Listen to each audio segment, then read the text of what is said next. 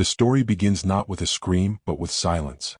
Elena Markovich was a freelance journalist in her mid-30s, known for her obsession with forgotten tragedies.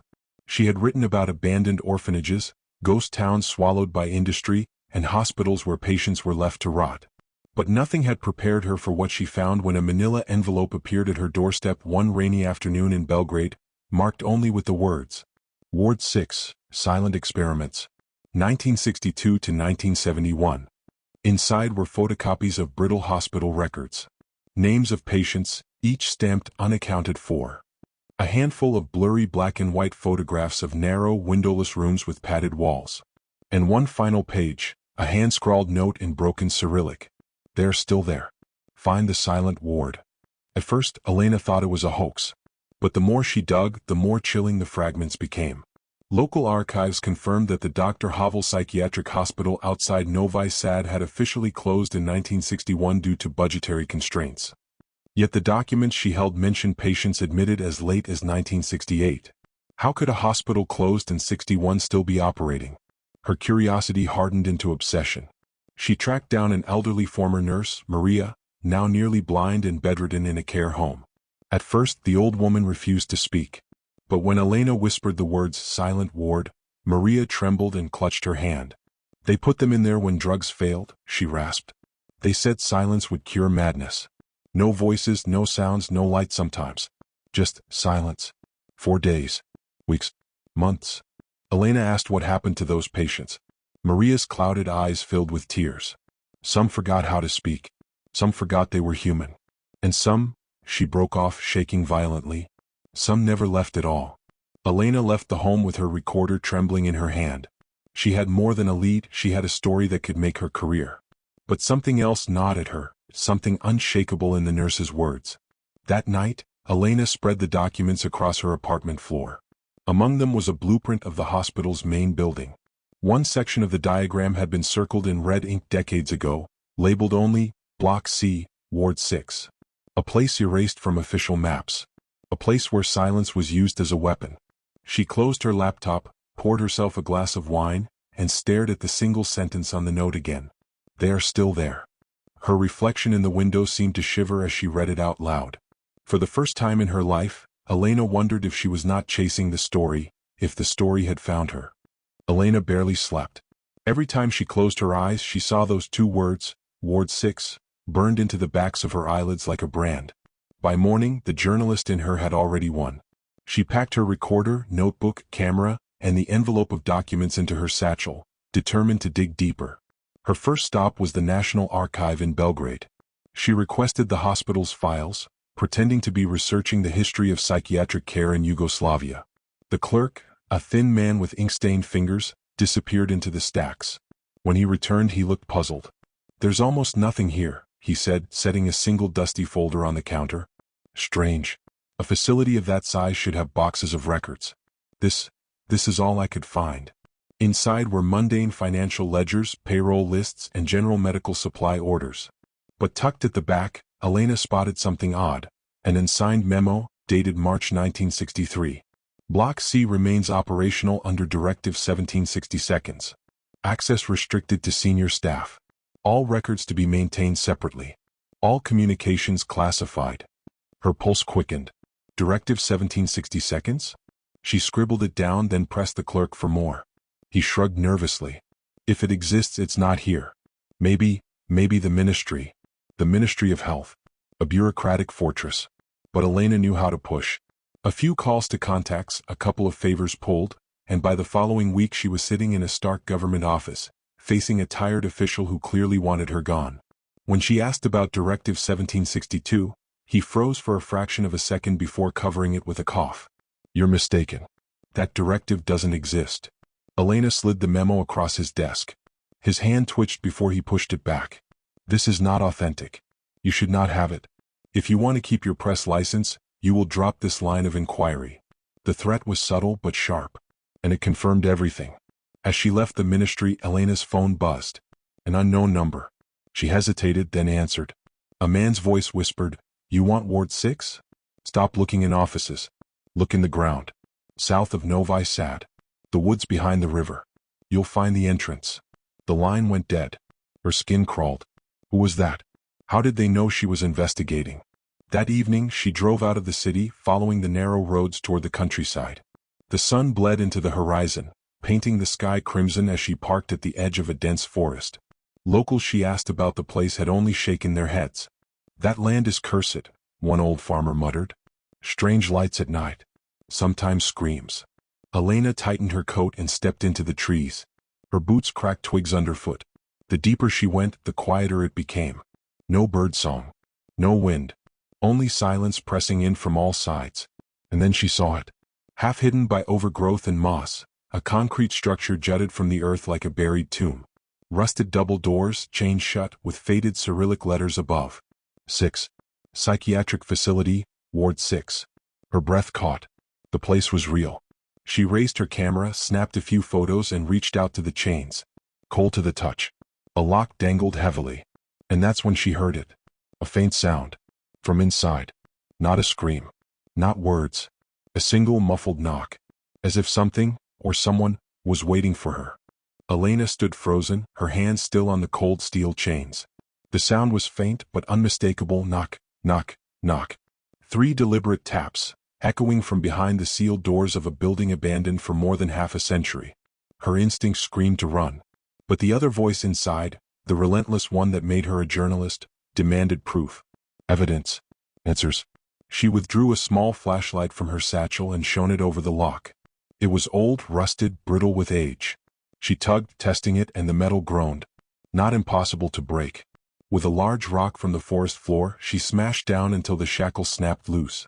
The sound echoed unnaturally in the still air, as though the forest itself were holding its breath. The chain slid away. The doors groaned as she pushed them inward. A wave of stagnant, freezing air swept out, carrying with it the acrid smell of rot and rust. She lifted her scarf over her mouth and stepped inside.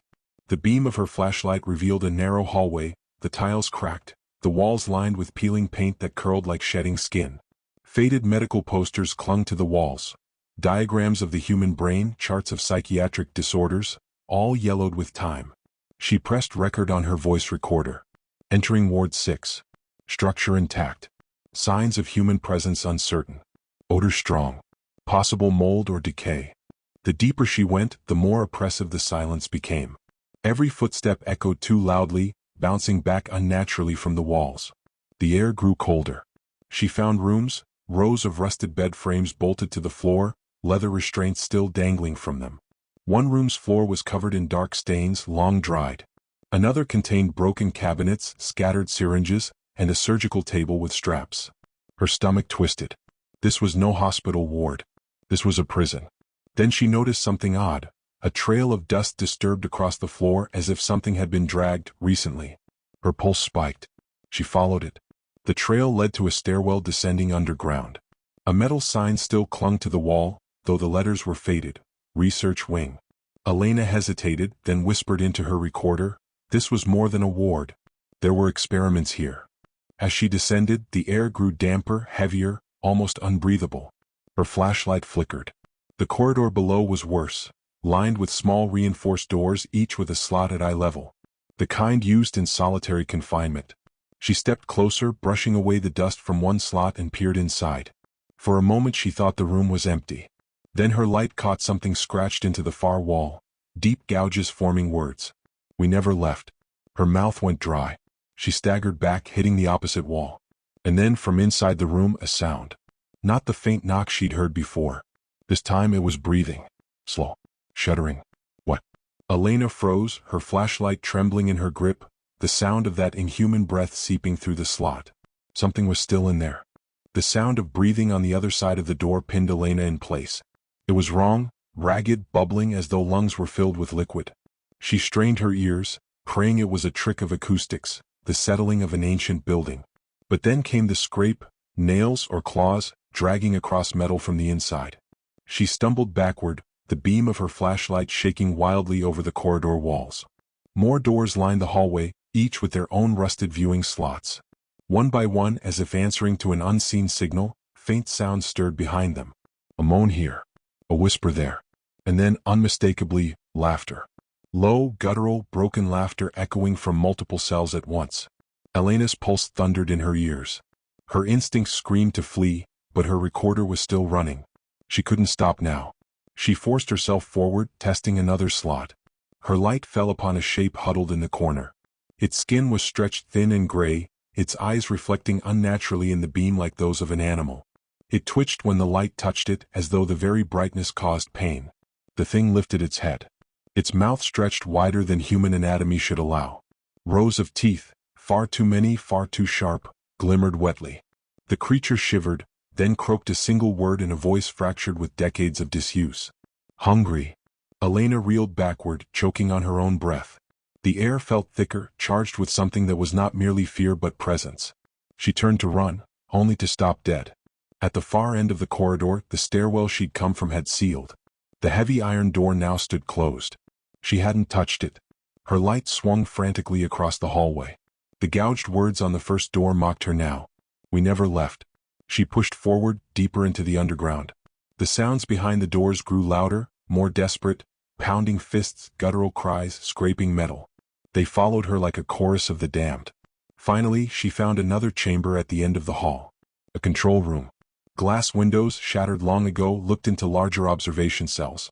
Machines, rusted and silent, loomed in the corners, torture disguised as science. She stepped over shattered glass, her light falling on a wall of documents pinned beneath glass. Photographs of patients, smiling at first, then progressively more deformed, their faces twisted into monstrous parodies of humanity. Notes scribbled by doctors described Phase 1, sensory deprivation, Phase 2, cellular regression, Phase 3, controlled evolution. The last note was scrawled in hurried handwriting, smeared with something dark. Subjects no longer human. Termination impossible. Containment protocol, permanent. Elena's breath hitched. Her recorder slipped slightly in her sweaty hand. A sound behind her, one of the doors sliding open. Metal grinding against stone. Her flashlight beam darted back just in time to catch a figure pulling itself out of a cell. Its body was contorted, limbs elongated, bones cracked in impossible angles. Its face bore remnants of humanity, but the eyes were nothing human at all. They glowed faintly in the darkness. It looked at her. And then it moved. The speed was wrong, jerky like an insect. In seconds it was halfway down the corridor, closing the distance with impossible force. Elena bolted. She darted through the control room, shoving aside chairs, searching for another exit. The pounding of the creature's limbs against the walls drew closer, echoing like thunder. She found a door marked emergency access. She slammed against it, it didn't budge. The handle was rusted stiff. Behind her, the scraping grew louder. She pressed all her weight, screaming with the effort. The handle groaned, shifted, finally snapped. The door gave way, throwing her into a narrow maintenance shaft lined with pipes. She slammed it shut behind her, locking it with the twisted remains of the handle. The corridor beyond rattled with impact as the creature slammed into it again and again. Elena collapsed against the wall, shaking, gulping stale air. She whispered into her recorder, her voice trembling. They didn't die. They changed. They're still here. From the pipes above, a drop of water hit her hand. She flinched. Looked up. It wasn't water. It was red. The red drip ran down Elena's wrist, warm and sticky. She wiped her hand against her coat in panic, her flashlight jerking upward. The pipes overhead weren't carrying water at all.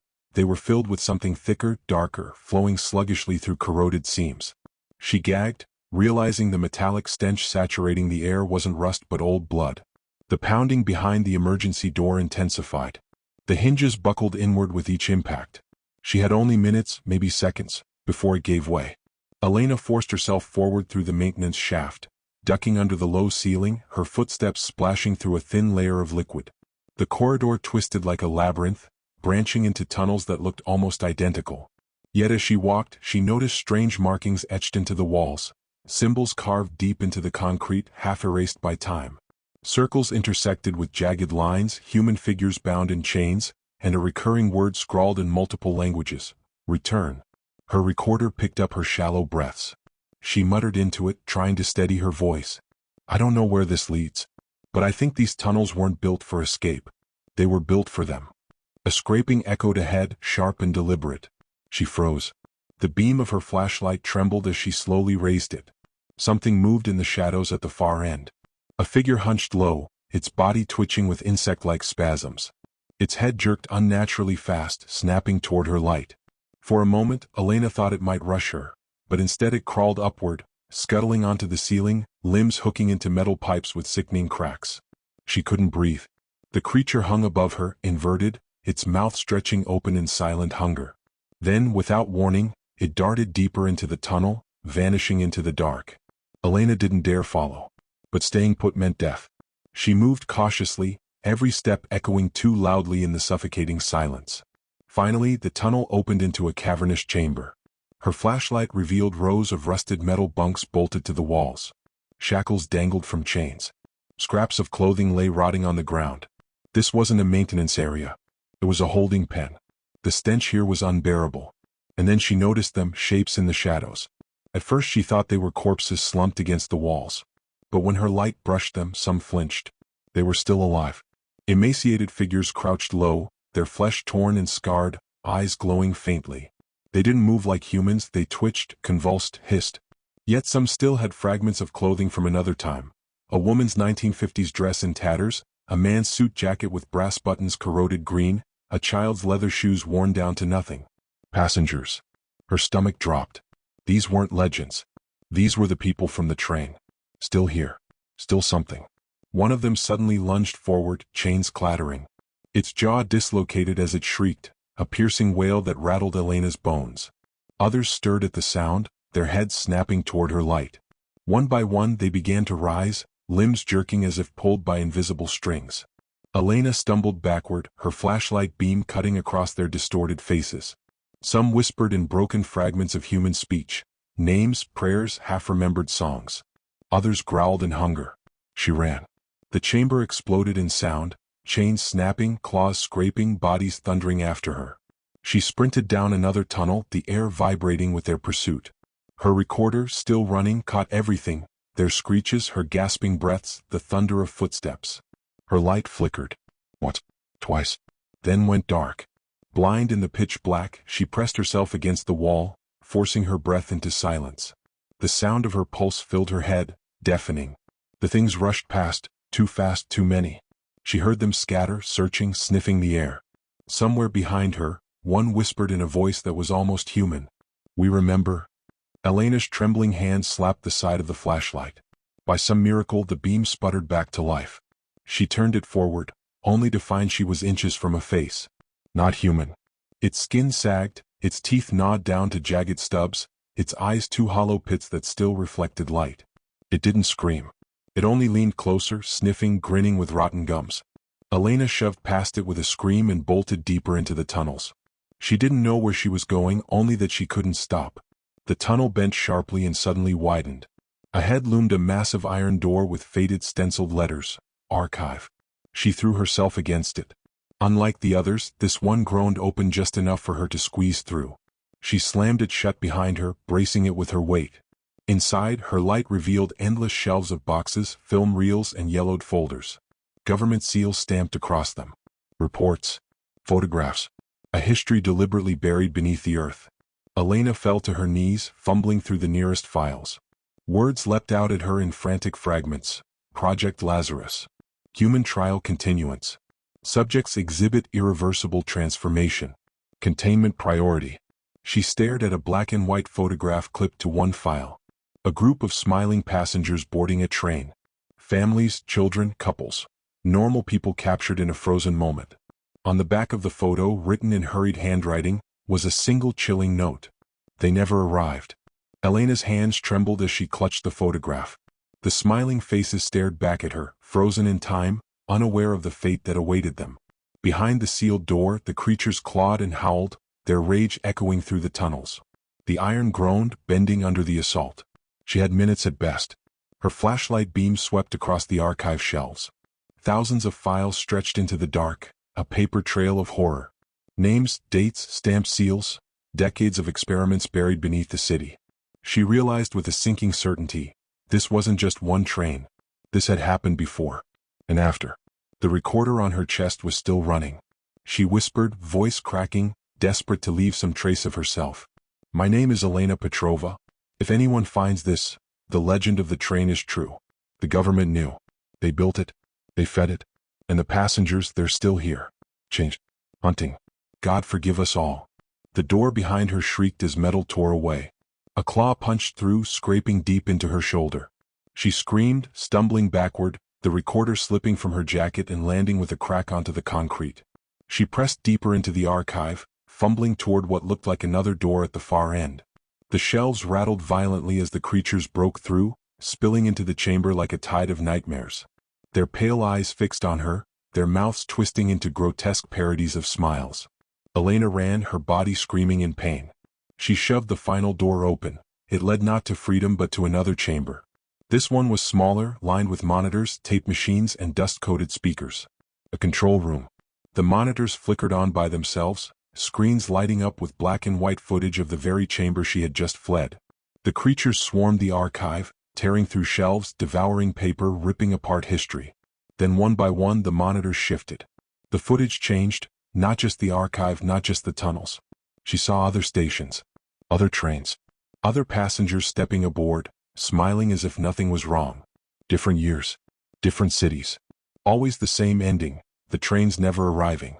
Elena staggered toward the console, blood dripping from her arm. She slammed her hand on a switch. Somewhere deep in the station, alarms blared.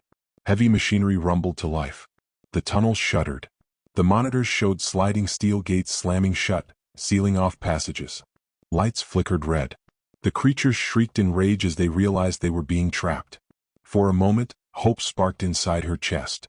But then she noticed another monitor. It showed the station above, the platform she had entered through. The gates there were still open. And shadows moved within the mist. Dozens. Hundreds. The things weren't trapped at all. They were already spreading. Elena backed against the wall, horror flooding through her. The legends hadn't lied. They had only told part of the truth. The train hadn't vanished. It had multiplied. The passengers weren't trapped in these tunnels anymore. They were everywhere. The door behind her burst open. Cold hands gripped her arms, her throat. She screamed, the sound cutting through the static-filled room. Her flashlight clattered to the ground, rolling in a slow circle, its beam catching her terrified face one final time. The monitors glitched violently, filling the control room with white noise. The last clear image was of Elena's recorder lying on the archive floor, its red light still blinking, still recording. Then silence. Years later. Renovation crews stumbled upon the forgotten station while clearing ground for a new subway line. The workers entered cautiously, their voices echoing in the cavern. Dust and silence met them, until one man's boot struck something half buried in the dirt. A small recorder. Still intact. He pressed play. A woman's trembling voice spilled into the air, carried on static. The legend of the train is true. The passengers, they're still here, hunting. The recording cut off with a scream. The worker frowned, pocketing the device. He laughed nervously to his team. Just some old prank tape. But none of them noticed the mist seeping into the station from the dark tunnel behind them. And somewhere in the shadows, faint whispers began again. We remember,